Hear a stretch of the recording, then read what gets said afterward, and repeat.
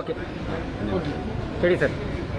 2 ದಿನಗಳ ಹಿಂದೆ ಪುತ್ತೂರಿನಲ್ಲಿ ಒಂದು ಉದ್ಯಮ ಕ್ಷೇತ್ರದ ಒಳಗೆ ಪ್ರವೇಶವನ್ನು ಮಾಡಿ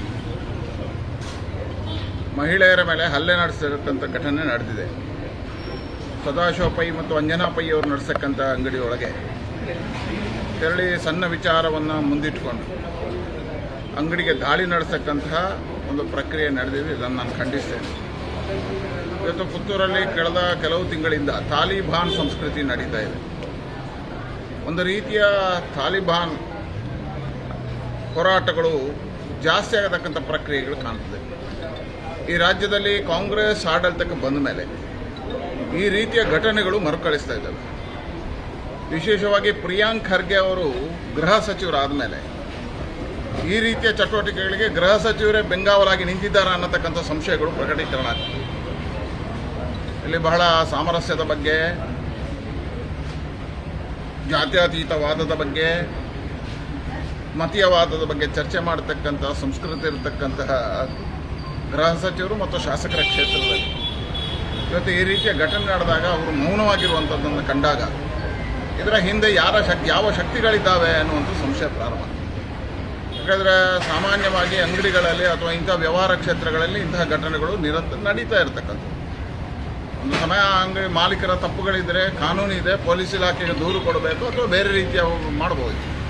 ಆದರೆ ಏಕಾಏಕಿ ಮಹಿಳೆ ಮತ್ತು ಒಂದು ಪ್ರಾಯಸ್ಥ ಹುಡುಗಿ ಇರ್ತಕ್ಕಂಥ ಅಂಗಡಿಯೊಳಗೆ ನುಗ್ಗಿ ಅವ್ರ ಮೇಲೆ ಹಲ್ಲೆ ಮಾಡ್ತಕ್ಕಂಥದ್ದು, ಅವ್ರ ಮೇಲೆ ದೌರ್ಜನ್ಯ ನಡೆಸಿರ್ತಕ್ಕಂಥದ್ದು ಈ ರಾಜ್ಯದಲ್ಲಿ ಈ ಸರ್ಕಾರದ ಇವತ್ತು ಕಾನೂನು ಸುವ್ಯವಸ್ಥೆಗಳು ಹಾಳಾಗಿರುವುದಕ್ಕೆ ಕಾರಣ ಅಂತ ಅನಿಸ್ತದೆ.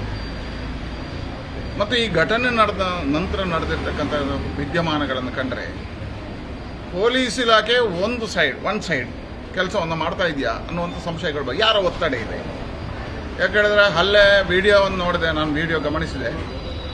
ಗಮನಿಸಿದಾಗ 50-60 ಜನರ ತಂಡ ಬಂದು ಅಂಗಡಿ ಒಳಗೆ ನುಗ್ತದೆ, ಅಲ್ಲಿರ್ತಕ್ಕಂಥ ಮಾಲೀಕರ ಮೇಲೆ ಹಲ್ಲೆಯನ್ನು ಮಾಡ್ತದೆ. ಸಹಜವಾಗಿ ಅವ್ರ ಮೇಲೆ ಕೈ ಎತ್ತಿದಾಗ ಅಲ್ಲಿರ್ತಕ್ಕಂಥ ಅವ್ರ ಮಗ ಅದನ್ನು ವಿರೋಧ ಮಾಡ್ತಕ್ಕಂಥದ್ದು ಸರಿ ಇದೆ, ವಿರೋಧ ಮಾಡಿದ್ದಾನೆ. ಅವನ ಮೇಲೂ ಹಲ್ಲೆ ಆಗಿದೆ, ಮಹಿಳೆಯರ ಮೇಲೆ 2 ಮೇಲೆ ಹಲ್ಲೆ ಆಗಿದೆ. ಇವತ್ತು ಆಸ್ಪತ್ರೆಯಲ್ಲಿ ದಾಖಲಾಗಿದ್ದಾರೆ.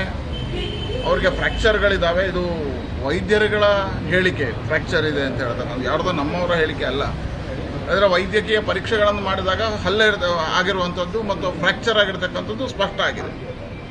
ಆದರೆ ಇವತ್ತು ಕೇಸು ದಾಖಲು ಮಾಡಿದಾಗ ಆ ಮಾಬ್ ಕ್ರಿಯೇಟ್ ಮಾಡಿ ಹಲ್ಲೆ ಮಾಡಿದವ್ರ ಮೇಲೆ, ಆ ಮಾಬ್ ಕ್ರಿಯೇಟ್ ಮಾಡಿ ಅಂಗಡಿ ಒಳಗೆ ನುಗ್ಗಿದವ್ರ ಮೇಲೆ, ಆ ಮಾಬ್ ಕ್ರಿಯೇಟ್ ಮಾಡಿ ಹಲ್ಲೆ ಮಾಡಿದವ್ರ ಮೇಲೆ ಕೇಸುಗಳಿಲ್ಲ. ಯಾರು ಹಲ್ಲೆಗೊಳಗೆ ಆಗಿದ್ದಾರೆ, ಯಾರು ಆ ಘಟನೆಯಲ್ಲಿ ಇದಕ್ಕೆ ನೋವಾಗಿದೆ, ಅವ್ರ ಮೇಲೆ ಇವತ್ತು 307 ಕೇಸ್ ಹಾಕಿದ್ದಾರೆ. ಒಂದು ಮಹಿಳೆ ಮೇಲೆ 307, ಒಬ್ಬ ಹುಡುಗನ ತಪ್ಪಿದ್ರೆ ಬಂಧಿಸಿದ್ದಾರೆ. ತಪ್ಪಿ ನಾವೇನದನ್ನು ಸಮರ್ಥನೆ ಮಾಡ್ತಾ ಇಲ್ಲ. ಆದರೂ ಆ ಘಟನೆ ಅವ್ರ ಅಂಗಡಿಗೆ ನುಗ್ಗಿದ ಮೇಲೆ ಆಗಿರುವಂಥ ಘಟನೆ. ಹೋಗಿ ಎಲ್ಲ ಹೊಡೆದಿಲ್ಲ, ಆದರೆ ಅವನ ಮೇಲೆ 307. ಸರಿ, ಅವ್ರ ಮೇಲೆ 307 ಹಾಕಿದ್ರಿ, ಹಲ್ಲೆ ಮಾಡಿದ್ರ ಮೇಲೆ ಯಾಕೆ ಕೇಸ್ ತಗೊಳ್ಳಿಲ್ಲ? ಯಾವ ರೀತಿಯ ಕಾನೂನು ನಿಮ್ಮದು? ಯಾವ ರೀತಿಯ ಕಾನೂನು ಸುವ್ಯವಸ್ಥೆ ಇದು? ಕೇವಲ ಒಂದು ಮತದ ಮೇಲೆ, ಒಂದು ಧರ್ಮದ ಮೇಲೆ ಮಾಡತಕ್ಕಂಥ ಕೇಸುಗಳನ್ನು ಹಾಕತಕ್ಕಂಥ ಕ್ರಿಯೆಗಳಾಗಿದ್ದಾವೆ. ಹೇಳಿದರೆ ಇದಕ್ಕೆ ಯಾರ ಒತ್ತಡ ಇದೆ ಅನ್ನೋಂಥದ್ದು ಸ್ಪಷ್ಟ ಆಗಬೇಕು. ಇದರ ಹಿಂದೆ ಯಾರ ಕೈವಾಡಗಳಿದ್ದಾವೆ ಅಂತ ಹೇಳುವಂಥದ್ದಾಗಬೇಕು. ಏನು ತಾಲಿಬಾನ್ ಸಂಸ್ಕೃತಿಯನ್ನು ವಿಸ್ತಾರ ಮಾಡೋದಕ್ಕೆ ಹೊರಟಿದ್ದೀರಿ ನೀವು?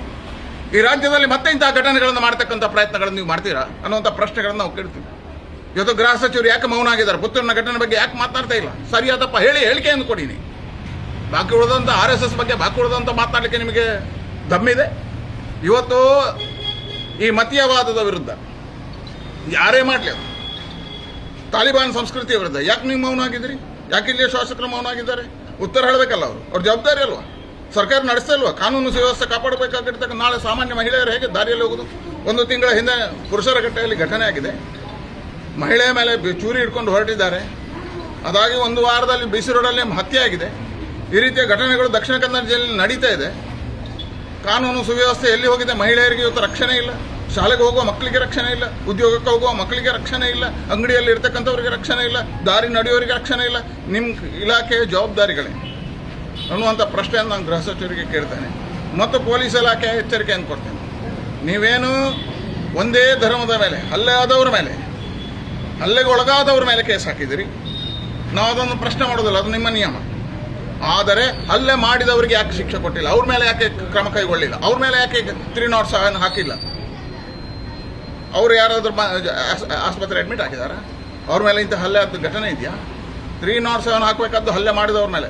ಹಲ್ಲೆಗೊಳಗಾದವ್ರಿಗೆ ನನ್ನ ದೇಶದಲ್ಲಿ ಮೊದಲ ಬಾರಿಗೆ ಈ ಕಾನೂನು ನೋಡ್ತಾ ಇದ್ದೀನಿ. ಮೊದಲ ಬಾರಿಗೆ ಇದು ಹಾಸ್ಯಾಸ್ಪದ. ಎಸ್ ಪಿ ಅವರು ಏನು ಮಾಡ್ತಾ ಇದ್ದಾರೆ? ಎಸ್ ಪಿ ಅವರು ಭಾಳ ಸಮರ್ಥ ಅಂತ ನಾವು ತಿಳ್ಕೊಂಡೆವು.